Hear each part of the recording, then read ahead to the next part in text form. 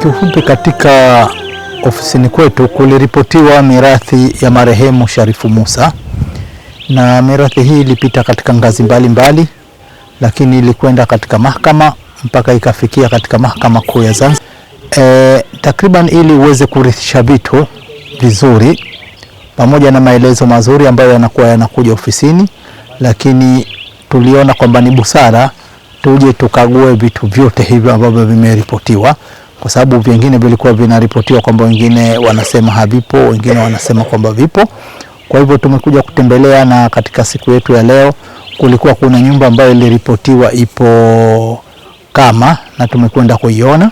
lakini vile vile kulikuwa kuna shamba ambalo liko kama, tumekwenda kuliona shamba lote na kulikagua liko katika hali gani. Lakini tumekuja kuna nyumba ambayo tuliambiwa iko Nungwi, tumekuja kuiona na imekodishwa,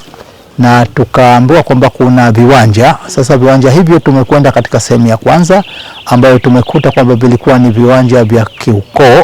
ambavyo marehemu Sharifu Musa alikuwa anavimiliki pamoja na ndugu zake watano, lakini vyote havikuwahi kurithiwa, isipokuwa ndugu jamaa walikuwa wakikatiana viwanja, na kukatiana kwa viwanja, baada ya kukatiana walikuwa wanakatiana, na baada ya kukatiana kila mtu anajenga. Vile vile tumeambiwa kwamba kuna eneo katika eneo hili la Yomba ambalo tumekuja kuona.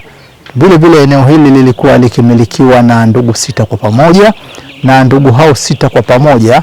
wamelirithi kutoka kwa wazee wao, lakini katika eneo hili waligawana. Lakini katika kugawana kwao, marehemu Sharifu Musa alipata viwanja 4, na viwanja hivyo vimeuzwa,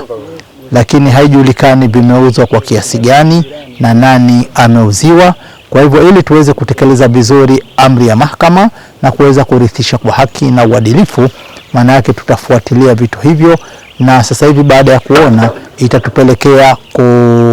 kuifanya mirathi hii kwa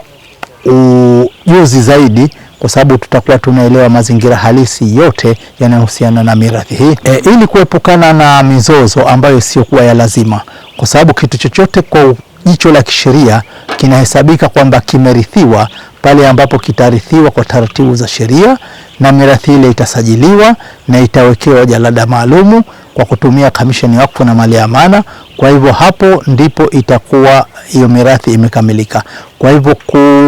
kurithi nje ya nje au kugawana tu mara nyingi kunapelekea mizozo, na mizozo hii inaweza ikaleta athari katika familia, lakini athari katika watu ambao pengine watakuwa wameuziwa, wameshawekeza, wanaweza wakapoteza haki zao, kwa sababu kimsingi kwa mujibu wa sheria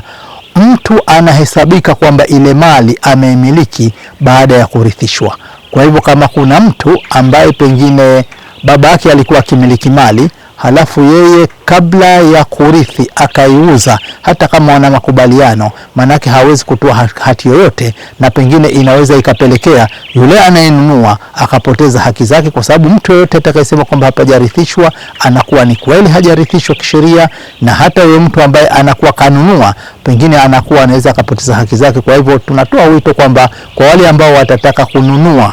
vitu ambavyo wanajua kwamba hivi ni vya mirathi au wana wasiwasi kwamba hivi ni vya mirathi, ni vyema wakapata ushauri kwanza Kamisheni ya Wakfu na Mali ya Amana, ambayo ina ofisi yake katika Mazizini, lakini katika ofisi zote za wilaya Unguja na Pemba. Asante sana.